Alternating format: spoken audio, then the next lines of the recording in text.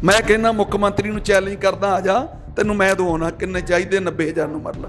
ते किहड़ा 9 ਲੱਖ नूं मरला ले लूं? ਉਹ जिन्ने भी फार्मर सीगे ਉਹ ਚੋਂ 70% ਜਿਹੜੇ ਲੋਕ ਸੀਗੇ ਉਹ ਮਜ਼ਦੂਰੀ ਤੇ ਆ ਗਏ। ਮਜ਼ਦੂਰੀ ਵੀ ਨਹੀਂ ਮਿਲਦੀ ਪੂਰੀ, ਤੇ ਉਹ ਅੱਜ ਆ ਕੇ ਫੈਕਟਰੀਆਂ ਦੇ ਗੇਟਾਂ ਮੂਹਰੇ ਟਿਫਨ ਫੜ ਕੇ ਖੜੇ।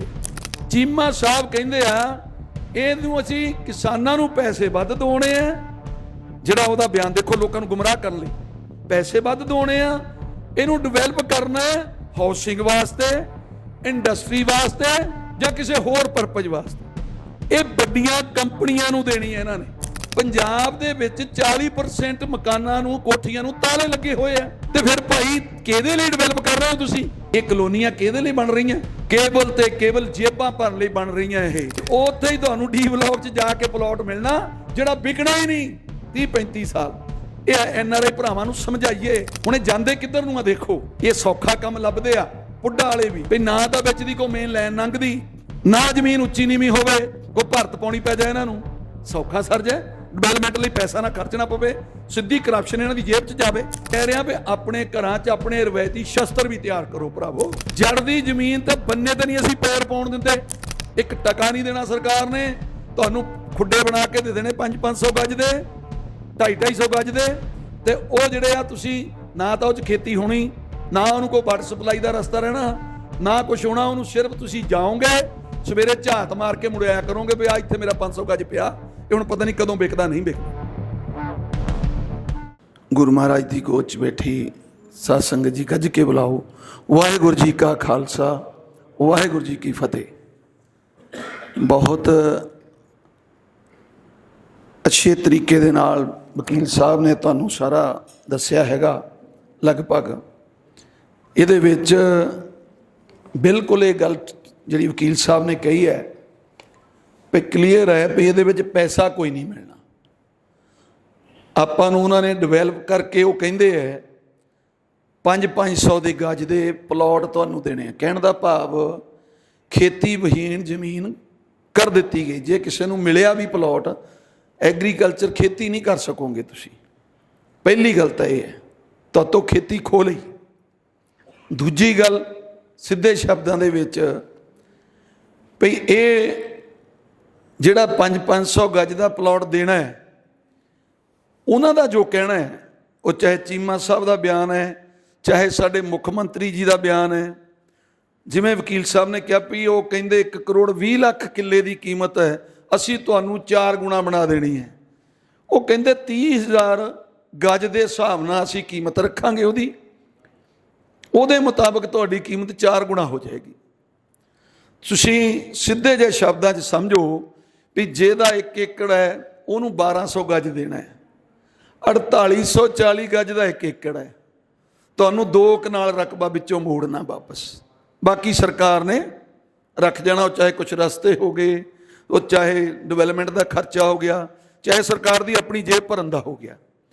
ਸੋ ਉਹ ਜਿਹੜਾ ਮਿਲਣਾ ਹੈ ਉਹਨੂੰ ਆਪਾਂ ਇਹ ਲਾ ਲਈਏ ਵੀ ਉਹਦੇ ਮੁਤਾਬਕ 1200 ਗਜ ਨੂੰ ਅਗਰ ਆਪਾਂ 30,000 ਨਾਲ ਜ਼ਰਬ ਕਰ ਲੈਂਦੇ ਹਾਂ ਤੇ 3 ਕਰੋੜ 60 ਲੱਖ ਰੁਪਈਆ ਬਣਦਾ। 3 ਕਰੋੜ 60 ਲੱਖ ਨੂੰ ਅਗਰ ਆਪਾਂ 40 ਤੇ ਡਿਵਾਈਡ ਕਰਦੇ ਹਾਂ, ਵੰਡਦੇ ਹਾਂ, ਤੇ 9 ਲੱਖ ਰੁਪਏ ਪ੍ਰਤੀ ਮਰਲਾ ਬਣਦਾ। ਪਹਿਲੀ ਗੱਲ ਤਾਂ ਇਹ ਹੈ ਵੀ ਮੈਨੂੰ ਇੱਥੇ ਜਲੰਧਰ ਦਾ ਤਾਂ ਪਤਾ ਨਹੀਂ, ਮੇਰੇ ਹੁਸ਼ਿਆਰਪੁਰ 80-90 ਹਜ਼ਾਰ ਨੂੰ ਮਰਲਾ ਬਾਹਰਲੀਆਂ ਛੋਟੀਆਂ ਕਲੋਨੀਆਂ 'ਚ ਆਮ ਲੋਕਾਂ ਨੂੰ ਮਿਲਦਾ ਹੈ। 80-90 ਹਜ਼ਾਰ ਨੂੰ ਮਰਲਾ। ਮੈਂ ਕਹਿੰਦਾ ਮੁੱਖ ਮੰਤਰੀ ਨੂੰ ਚੈਲੰਜ ਕਰਦਾ, ਆ ਜਾ ਤੈਨੂੰ ਮੈਂ ਦਵਾਉਣਾ। ਕਿੰਨੇ ਚਾਹੀਦੇ? 90,000 ਨੂੰ ਮਰਲਾ। ਤੇ ਕਿਹੜਾ 9 ਲੱਖ ਨੂੰ ਮਰਲਾ ਲੈ ਲਊ? ਇਹ ਕਲੀਅਰ ਕੱਟ ਹੈ, ਸਾਫ਼ ਸ਼ਬਦਾਂ 'ਚ ਹੈ ਕਿ ਉਹ ਜ਼ਮੀਨ ਤੁਹਾਡੀ 25 ਤੋਂ 30 ਸਾਲ ਵਿਕਣੀ ਹੋਈ ਨਹੀਂ, ਕਿਸੇ ਸ਼ਰਤ ਤੇ ਨਹੀਂ। ਉਹਨੂੰ ਸਵੇਰੇ ਉੱਠ ਕੇ ਜਾਓ, ਆਪਣੇ ਉਹਨੂੰ 500 ਗਜ ਦੇ ਪਲਾਟ ਨੂੰ ਦੇਖ ਕੇ ਤੇ ਘਰ ਆ ਜਾਓ, ਟਿਫਨ ਚੱਕੋ ਤੇ ਕਿਸੇ ਫੈਕਟਰੀ ਦੇ ਅੱਗੇ ਜਾ ਕੇ ਖੜ ਜਾਓ ਗਾਰਡ ਬਣ ਕੇ। ਇਹ ਹੋਇਆ ਮੋਹਾਲੀ ਦੇ ਵਿੱਚ। ਜਿਹੜੀ ਪਹਿਲਾਂ ਮੋਹਾਲੀ ਦੇ ਵਿੱਚ ਗਮਾਡਾ ਵਾਲਿਆਂ ਨੇ ਉੱਥੇ ਲੈਂਡ ਪੂਲਿੰਗ ਦੇ ਤਹਿਤ ਜ਼ਮੀਨ ਲਈ, ਉਹ ਜਿੰਨੇ ਵੀ ਫਾਰਮਰ ਸੀਗੇ ਉਹ ਚੋਂ 70% ਜਿਹੜੇ ਲੋਕ ਸੀਗੇ ਉਹ ਮਜ਼ਦੂਰੀ ਤੇ ਆ ਗਏ। ਮਜ਼ਦੂਰੀ ਵੀ ਨਹੀਂ ਮਿਲਦੀ ਪੂਰੀ, ਤੇ ਉਹ ਅੱਜ ਆ ਕੇ ਫੈਕਟਰੀਆਂ ਦੇ ਗੇਟਾਂ ਮੂਹਰੇ ਟਿਫਨ ਫੜ ਕੇ ਖੜੇ। ਪਹਿਲੀ ਸਥਿਤੀ ਤਾਂ ਇਹ ਹੈ ਜਦੋਂ ਉਹਨਾਂ ਨੇ ਤੁਹਾਡੀ ਜ਼ਮੀਨ ਤੇ ਆ ਕੇ ਕਬਜ਼ਾ ਜਮਾ ਲਿਆ। ਦੂਸਰੀ ਗੱਲ, ਇਹ ਜਿਹੜਾ ਗੁੰਮਰਾਹ ਕਰਨ ਦੀ ਕੋਸ਼ਿਸ਼ ਕਰ ਰਿਹਾ ਸਾਡਾ ਮੁੱਖ ਮੰਤਰੀ, ਇਹ ਗੁੰਮਰਾਹ ਕਰ ਰਿਹਾ ਹੈ, ਗੁੰਮਰਾਹ ਕਰਨ ਦੀ ਕੋਸ਼ਿਸ਼ ਕਰ ਰਿਹਾ ਹੈ ਵੀ ਭਾਈ ਤੁਹਾਨੂੰ ਅਸੀਂ ਜ਼ਮੀਨ ਜਿਹੜੀ ਆ ਉਹ ਅਸੀਂ ਲਵਾਂਗੇ ਹੀ ਨਹੀਂ। ਜਿਹੜਾ ਬੰਦਾ ਕਹਿੰਦਾ ਐਗਰੀਕਲਚਰ ਮੈਂ ਖੇਤੀ ਕਰਨੀ ਹੈ, ਪਹਿਲਾਂ ਮੈਨੂੰ ਇਹ ਦੱਸੋ ਵੀ ਇੱਧਰਲੇ 4 ਕਿੱਲੇ ਲੈ ਲੈ, ਇੱਧਰਲੇ 4 ਲੈ ਲੈ, ਵਿੱਚ ਵਾਲਾ ਕਿੱਲਾ ਕਹਿੰਦਾ ਮੈਂ ਦੇਣਾ ਨਹੀਂ, ਉਹਦੇ ਵਾਸਤੇ ਕਿੰਨੇ ਰਸਤੇ ਘਮਾਉਣਗੇ ਇਹ? ਇਸ ਕਰਕੇ ਭਾਈ ਉਹ ਕਬਜ਼ਾ ਜਮਾਊਗਾ। ਫਿਰ ਦੂਜੀ ਗੱਲ ਕਹਿੰਦਾ, ਗੁੰਮਰਾਹ ਕਰਦਾ ਵੀ ਭਾਈ ਜਿਹੜੇ ਪਹਿਲੇ ਡਿਵੈਲਪਰ ਆ ਕਲੋਨੀਆਂ ਕੱਟਣ ਵਾਲੇ, ਉਹ ਕਿਸਾਨ ਨੂੰ ਵੀ ਲੁੱਟਦੇ ਆ ਤੇ ਮੋਹਰੇ ਜਿਹੜੇ ਗਰੀਬ ਲੋਕਾਂ ਨੇ ਮਕਾਨ ਬਣਾਉਣੇ ਉਹਨਾਂ ਨੂੰ ਵੀ ਲੁੱਟਦੇ ਆ।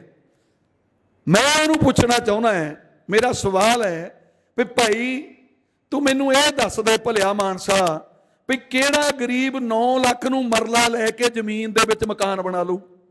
ਦੱਸੇ ਮੈਨੂੰ ਭਲਾ। 500 ਗਜ ਦਾ ਪਲਾਟ ਲਊ ਜਾਂ ਉਹ 200 ਗਜ ਦਾ ਪਲਾਟ ਲਊ, ਉਹ ਕਿਵੇਂ ਲੈ ਲਊ? ਇੰਨੇ ਪੈਸੇ ਕਿੱਥੋਂ ਲਿਆਊ? ਕਦੇ ਸੰਭਵ ਹੀ ਨਹੀਂ ਇਹ ਗੱਲ ਜਿਹੜੀ ਉਹ ਕਰ ਰਿਹਾ। ਅਸਲ 'ਚ ਉਹਨਾਂ ਦਾ ਮਕਸਦ ਕੀ ਹੈ?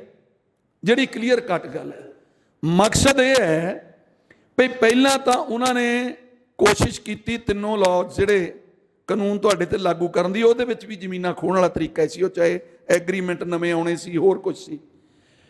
ਹੁਣ ਪੋਜੀਸ਼ਨ ਇਹ ਆ ਗਈ ਸਿੱਧੇ ਤੌਰ ਤੇ ਕਰਪਸ਼ਨ ਹੈ ਇਹ ਪੰਜਾਬ ਸਰਕਾਰ ਦੀ, ਔਰ ਖਾਸ ਕਰ ਇਸ ਝਾੜੂ ਵਾਰੂ ਪਾਰਟੀ ਦੀ। ਉਹ ਕਿਵੇਂ ਹੈ? ਉਹ ਸਿੱਧੇ ਤੌਰ ਤੇ ਕਰਪਸ਼ਨ ਇਹ ਹੈ ਵੀ ਇਹਨਾਂ ਨੇ ਕਿਹਾ ਸੀ 30,000 ਕਰੋੜ ਅਸੀਂ ਰੇਤਾ ਤੋਂ ਲੈ ਕੇ ਆਉਣਾ 5 ਸਾਲਾਂ 'ਚ, 6,000 ਕਰੋੜ ਸਾਲ ਦਾ। ਉਹ 30,000 ਕਰੋੜ ਯਾਨੀ ਕਿ 3 ਸਾਲ ਹੋ ਗਏ, 18,000 ਕਰੋੜ ਰੁਪਏ ਦਾ ਢਕਾਰ ਮਾਰ ਗਏ ਇਹਦੇ 96 MLA ਵਿੱਚੇ ਮੰਤਰੀ, ਉਹ ਖਾ ਗਏ। ਪਾਰਟੀ ਇਹਦੀ ਨੂੰ ਫੰਡ ਗਿਆ ਨਹੀਂ ਕੋਈ ਵੀ। ਹੁਣ ਆ ਕੇ ਬਹਿ ਗਿਆ ਦਿੱਲੀੋਂ ਇੱਥੇ, ਇਹਨਾਂ ਦਾ ਕੇਜਰੀਵਾਲ ਲਾਲਾ ਜਿਹੜਾ, ਉਹਨੇ ਹੁਣ ਸੋਚਿਆ ਵੀ 2027 'ਚ ਇਲੈਕਸ਼ਨ ਕਿਵੇਂ ਲੜਨੀ ਹੈ। ਤੁਸੀਂ ਪੂਰਾ ਬਿਆਨ ਨਹੀਂ ਸੁਣਿਆ ਚੀਮਾ ਸਾਹਿਬ ਦਾ, ਉਹਨੂੰ ਪੂਰੇ ਬਿਆਨ ਨੂੰ ਸੁਣੋ ਤੇ ਸਮਝੋ। ਚੀਮਾ ਸਾਹਿਬ ਕਹਿੰਦੇ ਆ ਇਹਨੂੰ ਅਸੀਂ ਕਿਸਾਨਾਂ ਨੂੰ ਪੈਸੇ ਵੱਧ ਦੋਣੇ ਆ, ਜਿਹੜਾ ਉਹਦਾ ਬਿਆਨ ਦੇਖੋ, ਲੋਕਾਂ ਨੂੰ ਗੁੰਮਰਾਹ ਕਰਨ ਲਈ ਪੈਸੇ ਵੱਧ ਦੋਣੇ ਆ, ਇਹਨੂੰ ਡਿਵੈਲਪ ਕਰਨਾ ਹੈ ਹਾਊਸਿੰਗ ਵਾਸਤੇ, ਇੰਡਸਟਰੀ ਵਾਸਤੇ ਜਾਂ ਕਿਸੇ ਹੋਰ ਪਰਪਸ ਵਾਸਤੇ। ਪੂਰਾ ਬਿਆਨ ਸੁਣਿਓ, 3 ਚੀਜ਼ਾਂ ਕਹਿੰਦਾ ਹੈ। ਇਹ ਇਕੱਲੀ ਹਾਊਸਿੰਗ ਲਈ ਨਹੀਂ ਡਿਵੈਲਪ ਹੋਣੀ, ਇਹ ਵੱਡੀਆਂ ਕੰਪਨੀਆਂ ਨੂੰ ਦੇਣੀ ਹੈ ਇਹਨਾਂ ਨੇ। ਪਹਿਲਾਂ ਦੇਊਗੇ ਡਿਵੈਲਪਰਾਂ ਨੂੰ, ਇਹ ਵੱਡੇ ਸੱਦੂਗੇ। ਮੈਨੂੰ ਜੋ ਪਤਾ ਲੱਗਿਆ ਵੀ ਲੁਧਿਆਣੇ ਤੇ ਜਿਹੜੇ ਵੱਡੇ ਰੀਅਲ ਸਟੇਟਰ, ਉਹਨਾਂ ਨਾਲ ਇਹਨਾਂ ਦੀ ਅੰਦਰਗਤੀ ਗੱਲ ਚੱਲ ਵੀ ਪਈ ਹੈ। ਉਹਨਾਂ ਕੋਲੋਂ ਹਜ਼ਾਰਾਂ ਕਰੋੜ ਰੁਪਈਆ ਇਹਨਾਂ ਨੇ, ਤੁਸੀਂ ਮੰਨ ਲਓ ਹੁਣ ਤੱਕ ਕੁੱਲ ਮਿਲਾ ਕੇ 24,000 ਏਕੜ ਦੇ ਕਰੀਬ, 23,000 ਕੁਛ ਉਹਦੇ ਉੱਪਰ ਹੈਗਾ ਇਕੱਲੇ ਲੁਧਿਆਣੇ ਦਾ, ਫਿਰ ਮੋਗੇ ਦਾ 24,311 ਏਕੜ ਉਹ ਜ਼ਮੀਨ ਬਣਦੀ ਹੈ। ਔਰ ਉਸ ਤੋਂ ਇਲਾਵਾ ਹੁਣ ਆ ਗਏ ਆਪਾਂ ਜਲੰਧਰ, ਹੁਸ਼ਿਆਰਪੁਰ, ਨਵਾਂ ਸ਼ਹਿਰ, ਕਪੂਰਥਲਾ, ਅੰਮ੍ਰਿਤਸਰ, ਫਿਰੋਜ਼ਪੁਰ, ਮਾਨਸਾ, ਕਹਿ ਕਹਾ ਕੇ 12,000 ਏਕੜ ਦੇ ਕਰੀਬ ਹੋਰ ਜੁੜ ਗਈ ਨਾਲ। ਅਗਰ 36,000 ਏਕੜ ਜ਼ਮੀਨ ਐਕਵਾਇਰ ਇਹ ਕਰ ਜਾਂਦੇ ਆ, ਐਕਵਾਇਰ ਕਿਹਾ ਹੋ ਜਾਂਦਾ, ਉਹਨੂੰ ਕਬਜ਼ਾ ਕਰ ਜਾਂਦੇ ਆ ਪਾਲਿਸੀ ਦੇ ਤਹਿਤ, ਉਹ ਵੀ ਕਿਸੇ ਡਿਵੈਲਪਰ ਨੂੰ ਦੇ ਦਿੰਦੇ ਆ ਵੀ ਭਾਈ ਇਹਦੇ ਵਿੱਚੋਂ ਚੌਥਾ ਹਿੱਸਾ ਤਾਂ ਕਿਸਾਨ ਨੂੰ ਦੇਣਾ, ਉਸ ਤੋਂ ਬਾਅਦ ਬਾਕੀ ਸਾਰੀ ਤੇਰੀ। ਇਹ ਵੀ ਕਰ ਸਕਦੇ ਆ ਇਹ, ਕਿਉਂਕਿ ਉਹਨੇ ਕਿਹਾ ਚੀਮੇ ਨੇ ਕਿਸੇ ਹੋਰ ਪਰਪਸ ਲਈ। ਕਿਹੜਾ ਪਰਪਸ ਉਹ ਦੱਸਿਆ ਨਹੀਂ, ਇਹ ਉੱਲਾ ਹੈ, ਪਰਦਾ ਹੈ। ਤੇ ਜਦੋਂ ਉਹਦੇ ਵਿੱਚੋਂ ਇਹ ਉਹਨਾਂ ਨੂੰ ਕਹਿਣਗੇ ਵੀ ਲਿਆ ਭਾਈ ਇਹ ਜ਼ਮੀਨ ਤੇ ਹੁਣ ਕਿਸਾਨ ਨੂੰ ਤਾਂ ਦੇਣਾ ਕੱਖ ਨਹੀਂ, ਉਹਨਾਂ ਨੂੰ ਵੀ ਕਹਿਣਗੇ ਵੀ ਇਹ 4 ਕਰੋੜ ਦਾ ਏਕੜ ਹੈ ਤੇ ਕਿਸਾਨ ਨੂੰ ਦੇਣਾ ਵਿੱਚੋਂ 1,000 ਜਿਹੜਾ ਗਜ ਹੈਗਾ, ਬਾਕੀ ਦੀ ਜ਼ਮੀਨ ਤੇਰੀ, ਲਿਆ 1 ਕਰੋੜ 1 ਕਿੱਲੇ ਪਿੱਛੇ ਸਾਨੂੰ ਦੇ।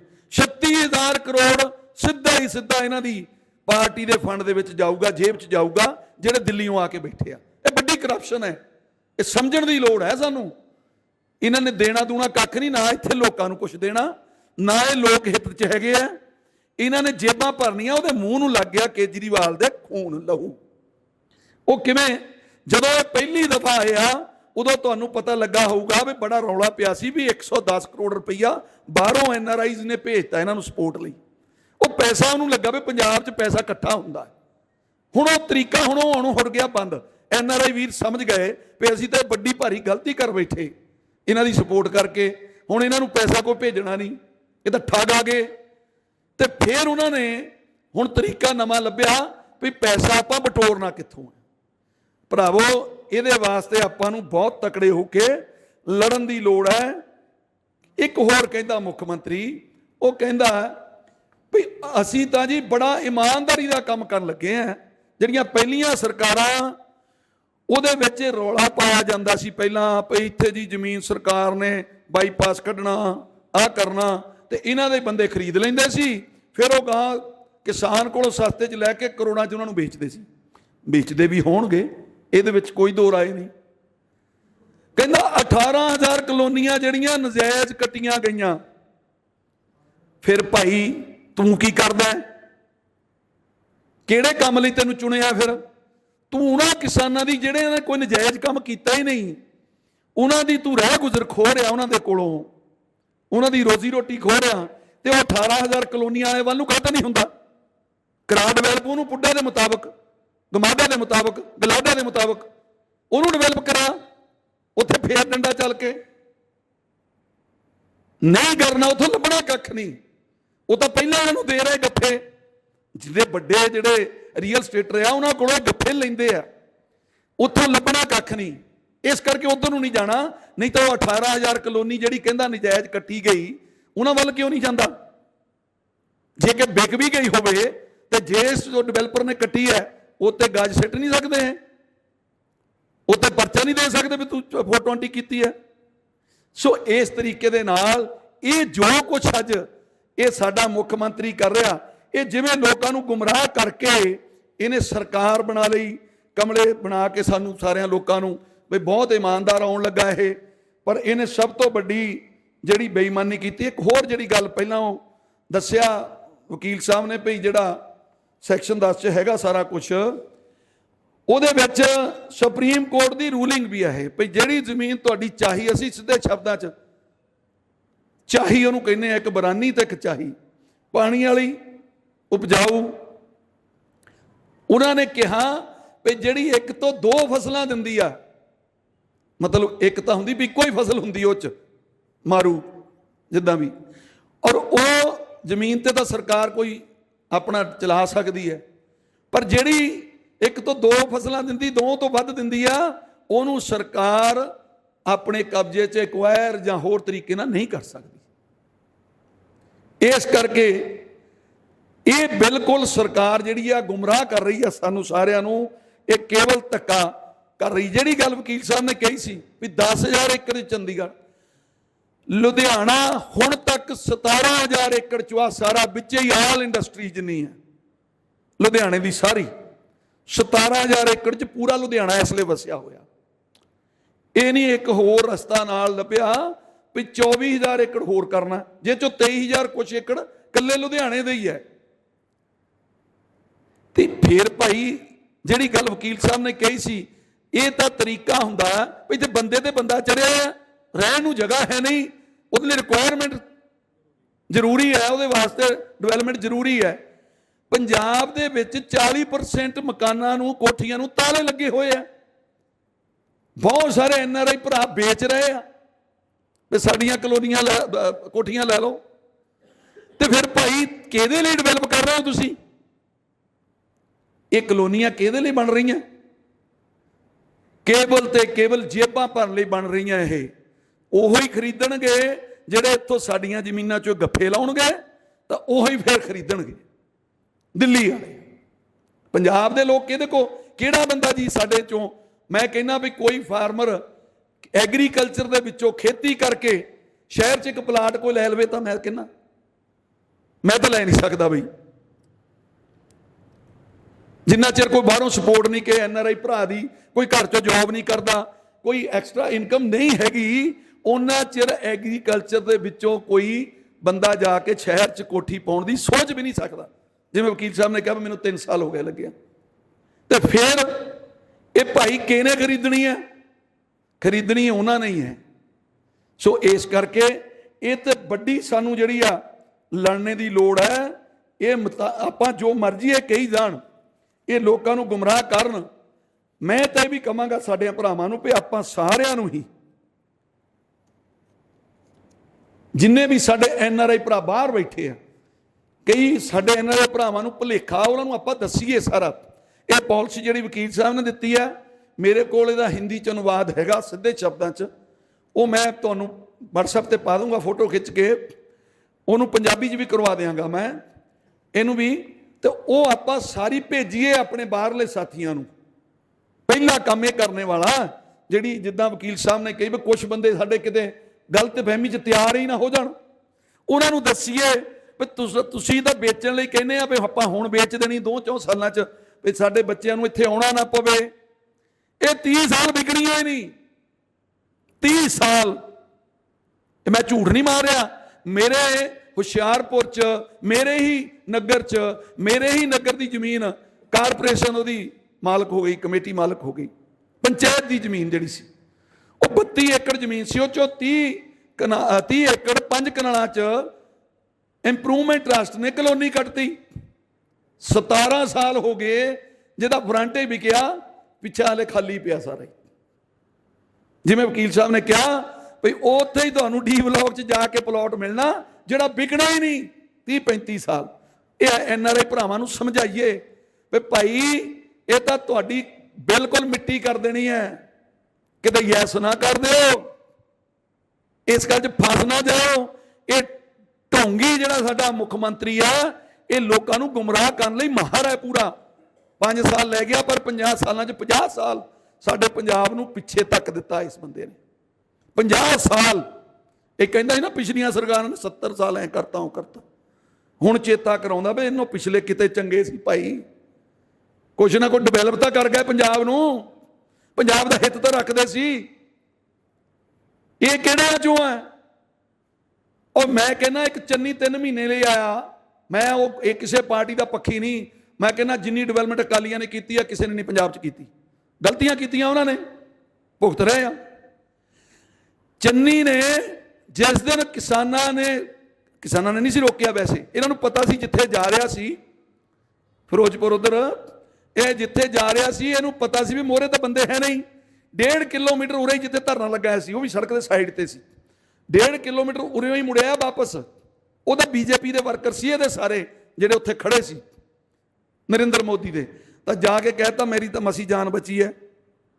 ਤੇ ਚੰਨੀ ਨੇ ਸਟੈਂਡ ਲਿਆ, ਉਹਨੇ ਕਿਹਾ, ਜਦੋਂ ਉਹਨੇ ਕਿਹਾ ਬਈ ਪਰਚੇ ਦਿਓ ਇਹਨਾਂ ਸਾਰਿਆਂ ਕਿਸਾਨਾਂ ਤੇ, ਉਹ ਕਹਿੰਦਾ ਤੇਰੇ ਇੱਕ ਮਿੱਟੀ ਦਾ ਡਲਾ ਤਾਂ ਕਿਸੇ ਨੇ ਮਾਰਿਆ ਨਹੀਂ, ਤੇਰੇ ਝਰੀੜ ਤੱਕ ਤਾਂ ਆਈ ਨਹੀਂ, ਕਾਹਦਾ ਤੇਰੇ ਤੇ ਪਰਚਾ ਦੇ ਦਈਏ ਬਈ।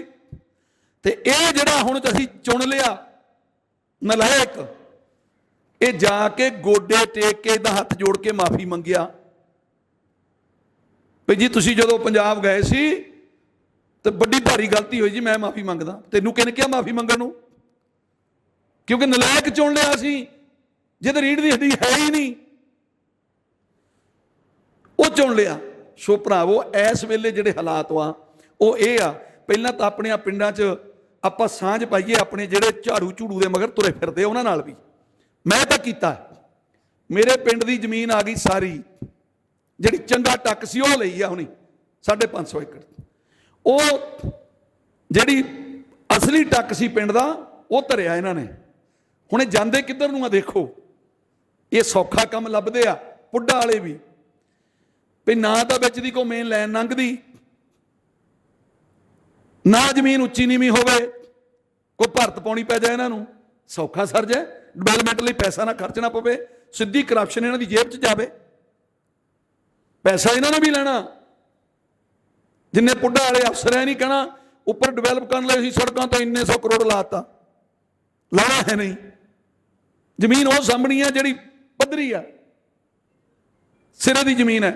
ਸੋ ਅਸੀਂ ਕੋਸ਼ਿਸ਼ ਕੀਤੀ ਵੀ ਉਹਨਾਂ ਪਿੰਡਾਂ ਦੇ ਆਪਣੇ ਜਿਹੜੇ ਸੀਗੇ, ਕੁਛ ਸ਼ੇਰਗੜ੍ਹ ਦੇ, ਕਿਉਂਕਿ ਸ਼ੇਰਗੜ੍ਹ ਦਾ ਵੀ ਹੈ ਤਾਂ ਮੇਰੇ ਪੁਰ ਹੀਰਾਂ ਦਾ ਵੀ ਹੈ, ਨਾਲ ਢੋਲਣਵਾਲ ਪਿੰਡ ਪੈਂਦਾ, ਉਹਨਾਂ ਨੇ ਜ਼ਮੀਨ ਮੇਰੇ ਨਗਰ 'ਚ ਖਰੀਦੀ ਹੋਈ ਹੈ ਪਹਿਲਾਂ ਦੀ ਪੁਰਾਣੀ। ਉਹਨਾਂ ਨੂੰ ਨਾਲ ਲਿਆ, ਪੰਚਾਇਤਾਂ ਨੂੰ ਉਹਨਾਂ ਨੂੰ ਨਾਲ ਲੈ ਕੇ, ਉਹਨਾਂ ਨੂੰ ਪਹਿਲਾਂ ਜਿਹੜੇ ਝਾੜੂ ਮਗਰ ਤੁਰੇ ਫਿਰਦੇ ਸੀ, ਪਹਿਲਾਂ ਉਹਨਾਂ ਨੂੰ ਕਿਹਾ ਵੀ ਆਪਣੇ MLA ਨੂੰ ਦੱਸੋ ਜਾ ਕੇ ਮੰਗ ਪੱਤਰ ਦੇਣ, ਅਸੀਂ ਚੱਲਾਂਗੇ ਨਾਲ। ਜੇਕਰ ਸਾਡੀ ਜ਼ਮੀਨ ਵੱਲ ਨੂੰ ਅੱਖ ਕੀਤੀ ਸਰਕਾਰ ਨੇ ਤੇ ਬਾਈਕਾਟ ਕਰਾਂਗੇ। ਤੁਸੀਂ ਕਹਿਣਾ ਇਹ ਪਿੰਡ ਨਾਲ ਖੜੋ, ਆਪਣੇ ਭਾਈਚਾਰੇ ਨਾਲ ਖੜੇ ਹੋ ਕਿ ਇਹਨਾਂ ਝੂਠਿਆਂ ਨਾਲ ਖੜੇ ਹੋ ਜਿਹਨੇ ਪੰਜਾਬ ਨੂੰ 50 ਸਾਲ ਪਿੱਛੇ ਤੱਕਤਾ। ਇਸ ਕਰਕੇ ਤਕੜੇ ਹੋ ਕੇ ਅੱਜ ਆਪਣੇ ਨਗਰ ਨਾਲ ਖੜ ਜਾਓ, ਆਪਣੇ ਲੋਕਾਂ ਨਾਲ ਖੜ ਜਾਓ, ਆਪਣੇ ਭੈਣਾਂ ਭਰਾਵਾਂ ਨਾਲ ਖੜ ਜਾਓ, ਆਪਣੇ ਪੰਜਾਬ ਨਾਲ ਖੜ ਜਾਓ। ਜਿਹਨੂੰ ਪੰਜਾਬ ਦਾ ਦਰਦ ਹੈ ਉਹਦੇ ਨਾਲ ਖੜ ਜਾਓ। ਪੰਜਾਬ ਤੇ ਨਜ਼ਰ ਹੈ ਇਹਨਾਂ ਦੀ ਪੈੜੀ, ਦਿੱਲੀ ਵਾਲਿਆਂ ਦੀ।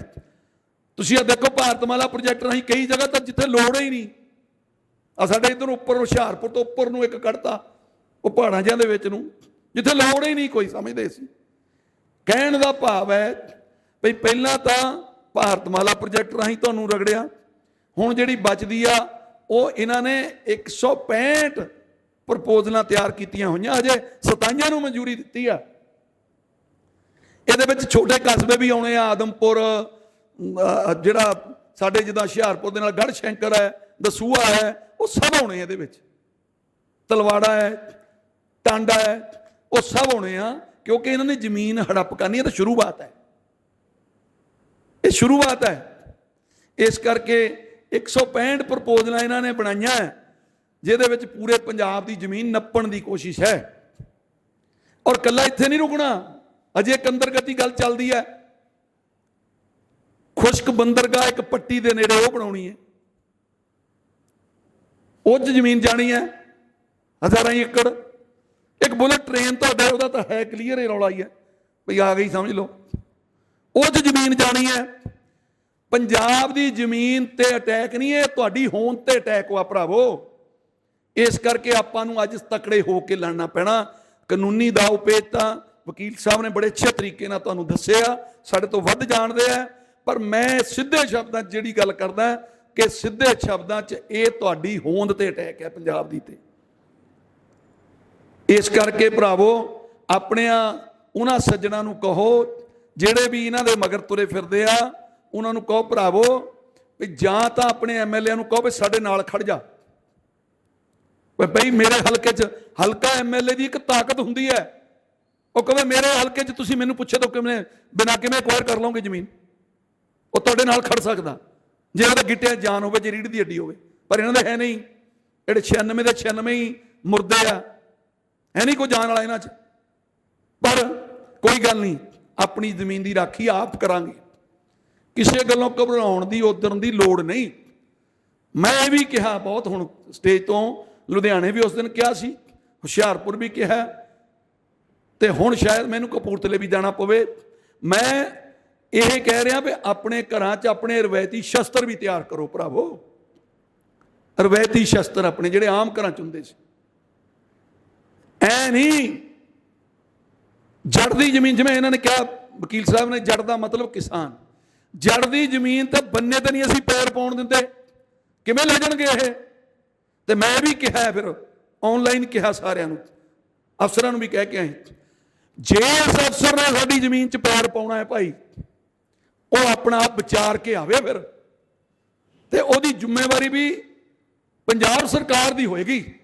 ਜੇ ਉੱਥੇ ਕੋਈ ਸਥਿਤੀ ਇਦਾਂ ਦੀ ਬਣਦੀ ਹੈ ਟਕਰਾਓ ਵਾਲੀ, ਅਸੀਂ ਜਾਣਾ ਨਹੀਂ ਚਾਹੁੰਦੇ, ਅਸੀਂ ਨਹੀਂ ਚਾਹੁੰਦੇ ਵੀ ਅਸੀਂ ਆਪ ਚੁਣੀਆਂ ਸਰਕਾਰਾਂ, ਅਸੀਂ ਨਹੀਂ ਚਾਹੁੰਦੇ ਕੋਈ ਨੁਕਸਾਨ ਹੋਵੇ, ਅਸੀਂ ਨਹੀਂ ਚਾਹੁੰਦੇ, ਪਹਿਲਾਂ ਪੰਜਾਬ ਦਾ ਬੜਾ ਨੁਕਸਾਨ ਹੋ ਚੁੱਕਾ, ਪਰ ਮਜਬੂਰੀ ਵਸ ਜ਼ਮੀਨ ਜੱਟ ਦੀ ਮਾਂ ਹੋਇਆ ਕਰਦੀ ਹੈ। ਇੱਕ ਮਾਂ ਜਨਮ ਦਿੰਦੀ ਹੈ, ਇੱਕ ਸਾਡਾ ਪੋਸ਼ਣ ਕਰਦੀ ਹੈ, ਸਾਨੂੰ ਪਾਲਦੀ ਹੈ, ਸਾਡੀ ਰਹਿ ਗੁਜ਼ਰ ਦਿੰਦੀ ਹੈ ਸਾਨੂੰ।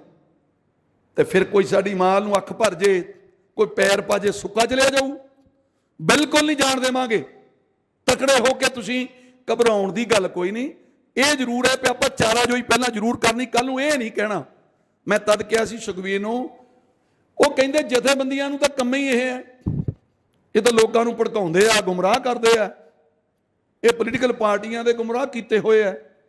ਮੈਂ ਕੱਲ ਜਦੋਂ ਮੰਗ ਪੱਤਰ ਅਸੀਂ ਦਿੱਤਾ ਤੇ ਮੈਂ ਉੱਥੇ ਬੋਲਿਆ ਵੀ ਮੈਂ ਇਕੱਲਾ ਜਥੇਬੰਦੀ ਦਾ ਵਿੱਚ ਇਹਦੇ ਬੰਦਾ ਆ, ਉਹ ਵੀ ਇਸ ਕਰਕੇ ਕਿ ਮੇਰੀ ਜ਼ਮੀਨ ਵਿੱਚ ਆਈ ਹੈ। ਨਿਰੋਲ ਕਿਸਾਨ ਉਹ ਸੀ ਜਿਹੜੇ ਜ਼ਮੀਨਾਂ ਵਾਲੇ ਸੀ, ਜਾਂ ਪਿੰਡਾਂ ਵਾਲੇ ਸਾਥੀ ਸੀ ਜਿਹੜੇ ਕਹਿੰਦੇ ਸਾਡੇ ਭਰਾ ਦੀ ਜ਼ਮੀਨ ਕਿਵੇਂ ਚੱਲ ਜਾਊ, ਨਾਲ ਖੜੇ ਆ। ਤੁਸੀਂ ਪਿੰਡਾਂ ਵਾਲੇ ਸਾਥੀਆਂ ਨੂੰ ਨਾਲ ਲਾਓ, ਨਿਰੋਲ ਕਿਸਾਨ ਇਕੱਠੇ ਹੋ ਕੇ ਇੱਕ ਮੰਗ ਪੱਤਰ ਦੇ ਕੇ ਆਓ ਡੀਸੀ ਨੂੰ। ਆਪਣੀ ਚਾਰਾਜੋਈ ਨਹੀਂ ਛੱਡੀ ਦੀ, ਕਰਨਾ ਡੀਸੀ ਦੇ ਬਸ ਦੀ ਨਹੀਂ ਗੱਲ, ਇਹ ਕਰਨਾ ਕਿਸੇ ਐਮਐਲਏ ਦੇ ਬਸ ਦੀ ਨਹੀਂ। ਐਮਐਲਏ ਜਾ ਕੇ ਇਹ ਕਹਿ ਸਕਦਾ ਵੀ ਮੈਂ ਆਪਣੇ ਲੋਕਾਂ ਨਾਲ ਖੜਾ ਭਾਈ, ਕਰਨਾ ਹੈਗਾ ਸੀਐਮ ਨੇ, ਉਹਦੀ ਕੈਬਨਿਟ ਨੇ ਜੋ ਕੁਝ ਕਰਨਾ। ਪਰ ਉਹਨੂੰ ਮਜਬੂਰ ਕਰਨਾ ਇਹ ਇੱਕ MLA ਦਾ ਕੰਮ ਹੈ, ਉਹ ਕਰ ਸਕਦਾ। ਪਰ ਕੋਈ ਗੱਲ ਨਹੀਂ, ਆਪਾਂ ਕੋਈ ਰਸਤਾ ਨਹੀਂ ਛੱਡਣਾ। ਇਹ ਗੱਲ ਕਹਾਉਣੀ ਨਹੀਂ ਬਈ ਇਹ ਤਾਂ ਜੀ ਐਂ ਹੀ ਕਰਦੇ ਹਰੇਕ ਜਗ੍ਹਾ, ਹੁੱਲੜਬਾਜੀ ਕਰਦੇ ਆ। ਇੱਕ ਮੰਗ ਪੱਤਰ ਆਪਣੀ ਮੀਟਿੰਗ ਕਰਕੇ ਤੈਅ ਕਰ ਲਓ ਦਿਨ, ਉਹ DC ਨੂੰ ਦਿਓ, ਲੋਕਲ MLA ਨੂੰ ਦਿਓ ਜਿਹੜੇ ਜਿਹੜੇ ਇਹਨਾਂ ਪਿੰਡਾਂ ਨੂੰ ਲੱਗਦੇ ਆ ਜਾਂ ਇਹਨਾਂ ਪਿੰਡਾਂ 'ਚ ਆਉਂਦੇ ਆ। ਕੋਈ ਮਿਨਿਸਟਰ ਹੈ, ਉਹਨਾਂ ਨੂੰ ਮੰਗ ਪੱਤਰ ਦਿਓ, ਉਹਨਾਂ ਨੂੰ ਕਹੋ ਭਾਈ ਅਸੀਂ ਬਿਲਕੁਲ ਇਹ ਜ਼ਮੀਨ ਨਹੀਂ ਦੇਣੀ। ਕਿਹਦੇ ਲਈ ਡਿਵੈਲਪ ਕਰ ਰਹੇ ਹੋ ਤੁਸੀਂ?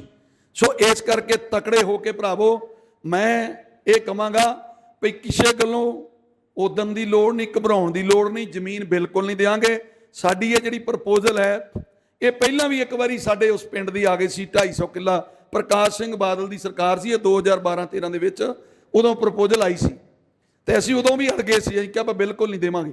ਲੋਕਲ MLA ਵੀ ਕਹਿਣ ਲੱਗ ਪਏ ਸੀ ਵੀ ਤੁਹਾਨੂੰ ਕਰੋੜਾਂ ਰੁਪਈਆ ਮਿਲਣਾ। ਅਸੀਂ ਉਹਨਾਂ ਨੂੰ ਕਿਹਾ ਸਾਡੇ ਨਹੀਂ ਵੜਨਾ ਤੁਸੀਂ ਪਿੰਡਾਂ 'ਚ, ਬਿਲਕੁਲ ਨਾ ਵੜਿਓ, ਤੁਹਾਡੇ ਬੂਥ ਵੀ ਨਹੀਂ ਲੱਗਣ ਦੇਵਾਂਗੇ, ਸਾਡੇ ਤੇ ਪਰਚੇ ਹੋ ਜਾਣ, ਸਾਨੂੰ ਜੇਲ੍ਹ ਭੇਜ ਦਿਓ। ਉਹ ਜੇ ਸਾਡੀ ਕੋ ਮਾਂ ਸਾਤੋਂ ਖੋਹ ਕੇ ਲੈ ਜੇ ਫਿਰ ਅਸੀਂ ਜੀਂਦੇ ਰਹਿ ਕੇ ਕੀ ਕਰਨਾ? ਬਿਲਕੁਲ ਨਾ ਵੜਿਓ। ਤਾਂ ਫਿਰ ਟੀਕਸ਼ਨ ਸੂਦ ਜਿਹੜਾ ਉੱਥੋਂ ਸੀਗਾ ਆਪਣੇ ਉਦੋਂ ਸੀਗਾ ਐਡਵਾਈਜ਼ਰ ਸੀ ਬਾਦਲ ਦਾ, ਉਹਨੇ ਪਹਿਲੀ ਤੇ ਕੈਬਨਿਟ ਮੰਤਰੀ ਰਿਹਾ ਸੀ, ਉਹਨੇ ਫਿਰ ਸਮਾਂ ਲਿਆ ਲੈ ਕੇ ਤਾਂ ਸਾਨੂੰ ਉੱਥੇ ਲੈ ਕੇ ਗਿਆ, ਲਿਜਾ ਕੇ ਤੇ ਉਹਨੇ ਕਿਹਾ ਗੱਲ ਤੁਸੀਂ ਕਰਨੀ ਆ। ਅਸੀਂ ਪ੍ਰਕਾਸ਼ ਸਿੰਘ ਬਾਦਲ ਨੂੰ ਸਾਫ਼ ਸ਼ਬਦਾਂ 'ਚ ਕਹਿ ਦਿੱਤਾ ਵੀ ਅਸੀਂ ਇਹ ਜ਼ਮੀਨ ਨਹੀਂ ਦੇਣੀ। ਤਾਂ ਉਹ ਪ੍ਰਪੋਜ਼ਲ ਉਦੋਂ ਰੁਕ ਗਈ, ਖਤਮ ਹੋ ਗਈ। ਇਹਨਾਂ ਨੇ ਉਹੀ ਮੁੜ ਕੇ ਫਿਰ ਚੱਕ ਲਈ ਕਿਉਂਕਿ ਉਦੋਂ ਦੇ ਨਕਸ਼ੇ ਨੁਕਸ਼ੇ ਬਣੇ ਹੋ ਸੀ, ਉਹਦੇ ਨਾਲ ਏਰੀਆ ਹੋਰ ਜੋੜ ਲਿਆ ਆਸ-ਪਾਸ ਤੋਂ। ਸੋ ਇਸ ਤਰੀਕੇ ਦੇ ਨਾਲ ਇਹਦਾ ਕੋਈ ਵੱਡਾ ਕੰਮ ਨਹੀਂ ਰੁਕ ਸਕਦਾ। ਆਪਾਂ ਤਕੜੇ ਹੋ ਕੇ ਸਮਾਂ ਕੱਢੀਏ। ਮੈਂ ਇਹ ਜ਼ਰੂਰ ਕਹੂੰਗਾ ਆਪਣੇ ਬੱਚਿਆਂ ਲਈ ਭਵਿੱਖ ਬਚਾਈਏ, ਆਉਣ ਵਾਲੀ ਪੀੜ੍ਹੀ ਲਈ।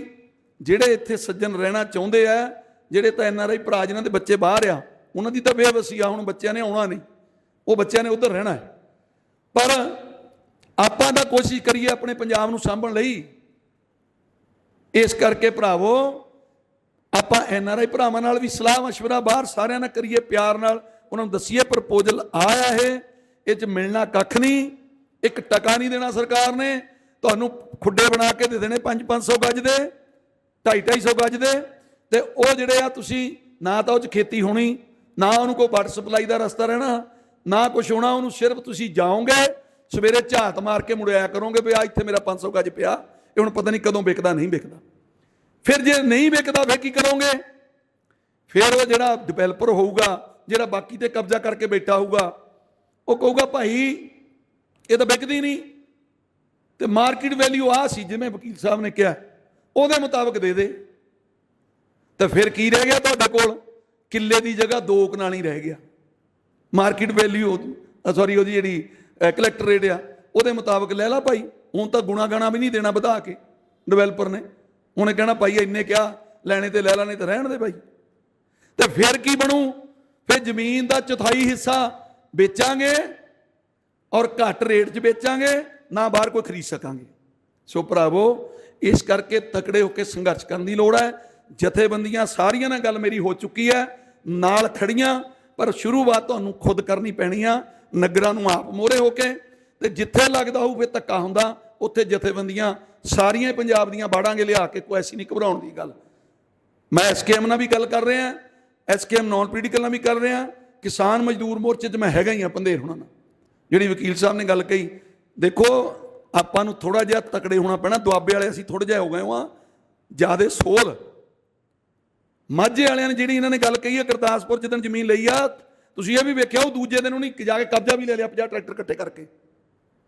ਭਾਰਤਮਾਲਾ ਪ੍ਰੋਜੈਕਟ ਰਾਹੀਂ ਜਿਹੜੀ ਜ਼ਮੀਨ ਨੂੰ ਅਸੀਂ ਰੋਕ ਨਹੀਂ ਸਕਦੇ ਕਹਿੰਦੇ ਆ, ਉਹਦਾ ਵੀ ਕਬਜ਼ਾ ਉਹਨੇ ਲੈ ਲਿਆ ਜਾ ਕੇ ਦੂਜੇ ਦਿਨ। ਪਹਿਲੇ ਦਿਨ ਚੱਕ ਕੇ ਉਹਨੇ ਜੇਲ੍ਹਾਂ 'ਚ ਸਿੱਟੇ, ਡਾਂਗ ਭਰਾਈ, ਦੂਜੇ ਦਿਨ ਉਹਨੇ ਜਾ ਕੇ ਛਿੱਤਰ ਨਾਲ ਕਬਜ਼ਾ ਫੇ ਲੈ ਲਿਆ। ਇਸ ਕਰਕੇ ਲੋਕ ਤਾਕਤ ਵੱਡੀ ਹੁੰਦੀ ਹੈ। ਤੁਸੀਂ ਆਪਣੀ ਤਾਕਤ ਇਕੱਠੀ ਕਰੋ ਭਰਾਵੋ। ਜਿੱਦਣ ਤੁਸੀਂ ਇਕੱਠੇ ਹੋ ਕੇ ਪੈ ਗਏ ਤੇ ਸਰਕਾਰ ਨੂੰ ਭੱਜਦਿਆਂ ਸਮਾਂ ਨਹੀਂ ਲੱਗਣਾ।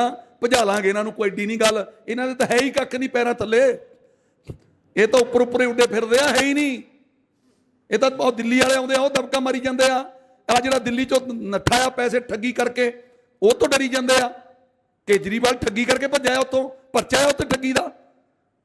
ਉਹ ਸੰਸੋਧੀਆ ਦੇ ਪਰਚਾ ਆ ਠੱਗੀ ਦਾ, ਉਹ ਠੱਗਾਂ ਤੋਂ ਡਰੀ ਜਾਂਦੇ ਇਹ। ਤੁਸੀਂ ਤਾਂ ਜੁਝਾਰੂ ਹੋ। ਦਸਮ ਪਿਤਾ ਨੇ ਤੁਹਾਨੂੰ ਥਾਪੜਾ ਦੇ ਕੇ ਤੋੜਿਆ, ਤੇ ਅਸੀਂ ਨੇ ਇਹਨੂੰ ਤੋੜਾਂਗੇ, ਮੋਹਰੇ ਭਜਾ ਲਾਂਗੇ।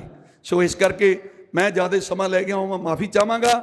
ਕੋਈ ਘਬਰਾਉਣ ਦੀ ਗੱਲ ਨਹੀਂ, ਆਪ ਤਕੜੇ ਹੋ ਕੇ ਪਹਿਲਾਂ ਮੰਗ ਪੱਤਰ ਤੁਸੀਂ ਆਪ ਜਾਓ ਔਰ ਆਪ ਬੋਲੋ ਵੀ ਇੱਥੇ ਕੋਈ ਜਥੇਬੰਦੀ ਦਾ ਰੋਲ ਨਹੀਂ, ਅਸੀਂ ਆਪ ਖੁਦ ਆਏ ਆ ਜ਼ਮੀਨਾਂ ਦੇ ਮਾਲਕ, ਅਸੀਂ ਜ਼ਮੀਨ ਨਹੀਂ ਦੇਣੀ ਚਾਹੁੰਦੇ, ਪਰ ਜੇਕਰ ਸਾਡੀ ਸਰਕਾਰ ਨੇ ਨਹੀਂ ਸੁਣੀ ਫਿਰ ਅਸੀਂ ਜਥੇਬੰਦੀਆਂ ਨੂੰ ਵੀ ਲੈ ਕੇ ਆਵਾਂਗੇ। ਇਹ ਕਹਿ ਕੇ ਮੈਂ ਉੱਥੇ ਮੀਡੀਆ ਦੇ ਵਿੱਚ। ਇਸ ਕਰਕੇ ਤਗੜੇ ਹੋ ਕੇ ਕੋਈ ਘਬਰਾਉਣ ਦੀ ਲੋੜ ਨਹੀਂ, ਜਥੇਬੰਦੀਆਂ ਨਾਲ ਖੜੀਆਂ, ਇੱਕ ਮਰਲਾ ਵੀ 1 ਇੰਚ ਵੀ ਨਹੀਂ ਦੇਵਾਂਗੇ ਇਹਨਾਂ ਨੂੰ। ਸੋ ਇੰਨੀਆਂ ਕੁ ਬੇਨਤੀਆਂ ਮੇਰੀਆਂ ਕਬੂਲ ਕਰਿਓ। ਮੈਂ ਇੱਕ ਜ਼ਰੂਰ ਬੇਨਤੀ ਕਰੂੰਗਾ, ਵਕੀਲ ਸਾਹਿਬ ਦਾ ਮੈਂ ਨੰਬਰ ਲਵਾਂਗਾ। ਹਾਂ, ਇੱਕ ਕੰਮ ਅਸੀਂ ਜ਼ਰੂਰ ਕਰ ਸਕਦੇ ਹਾਂ, ਕੋਈ ਐਪਲੀਕੇਸ਼ਨ ਕੋਰਟ 'ਚ ਪਾ ਕੇ ਜੇ ਸਟੇਜ 2 ਹੁੰਦਾ ਕਰਵਾਈਏ। ਇਹਦਾ ਸਾਰ ਰਹਿੰਦਾ 1.5 ਸਾਰਾ, ਇਹ ਨਿਕਲ ਨੁੱਕਲ ਜਾਵੇ, ਇਹ ਮੁਰਦੇ ਜਾਂ ਚਲੇ ਜਾਣ। ਤੇ ਮੈਨੂੰ ਜੋ ਲੱਗਦਾ ਬਾਕੀ ਦੀਆਂ ਪਾਰਟੀਆਂ ਅੱਜ ਤੁਹਾਡੇ ਨਾਲ ਹਾਮੀ ਭਰ ਰਹੀਆਂ ਆ, ਉਹ ਕਹਿ ਰਹੇ ਆ ਵੀ ਜ਼ਮੀਨ ਕਿਸਾਨਾਂ ਦੀ ਨਹੀਂ ਲੈਣੀ ਚਾਹੀਦੀ। ਸਰਕਾਰ ਆਉਣ ਤੇ ਇਹਨਾਂ ਦਾ ਯਕੀਨ ਕੋਈ ਨਹੀਂ ਕਿਸੇ ਦਾ ਵੀ, ਪਰ ਜੇ ਉਹ ਹਾਮੀ ਭਰਦੇ ਕੱਲ ਉਹਨਾਂ ਨੂੰ ਫੜ ਲਾਂਗੇ ਕੰਨ ਤੋਂ ਜਾ ਕੇ ਵੀ ਤੁਸੀਂ ਕਹਿੰਦੇ ਸੀ ਤੇ ਭਾਈ ਹੁਣ ਆ ਜਾਓ। ਸੋ ਇਸ ਕਰਕੇ ਭਰਾਵੋ ਤਕੜੇ ਹੋਵੋ, ਕੋਰਟ 'ਚ ਵੀ ਆਪਾਂ ਚਾਰਾਜੋਈ ਕਰਨੀ ਆ, ਕਾਨੂੰਨੀ ਰਸਤਾ ਵੀ ਆਪਣਾ ਕੱਚਾ ਨਹੀਂ ਰੱਖਣਾ, ਉਹਦੇ ਨਹੀਂ ਪੱਕੇ ਰਹਿਣਾ। ਤੇ ਜਿੱਥੇ ਫਿਰ ਲੱਠ ਬਾਉਣ ਦੀ ਵਾਰੀ ਆਈ ਉਹ ਵੀ ਆਪਾਂ ਬਾਵਾਂਗੇ ਤਕੜੇ ਹੋ ਕੇ, ਸਾਰੇ ਇਕਜੁੱਟ ਰਹੀਏ। ਸੋ ਇੰਨੀਆਂ ਕੁ ਬੇਨਤੀਆਂ ਕਬੂਲ ਕਰਿਓ, ਜੇ ਕਿਤੇ ਵੱਧ ਘੱਟ ਬੋਲ ਗਿਆ ਹਾਂ ਉਹਦੀ ਮਾਫੀ ਚਾਹਾਂਗਾ। ਸੋ ਇੰਨੀਆਂ ਕੁ ਬੇਨਤੀਆਂ ਕਬੂਲ। ਵਾਹਿਗੁਰੂ ਜੀ ਕਾ ਖਾਲਸਾ, ਵਾਹਿਗੁਰੂ ਜੀ ਕੀ ਫਤਿਹ।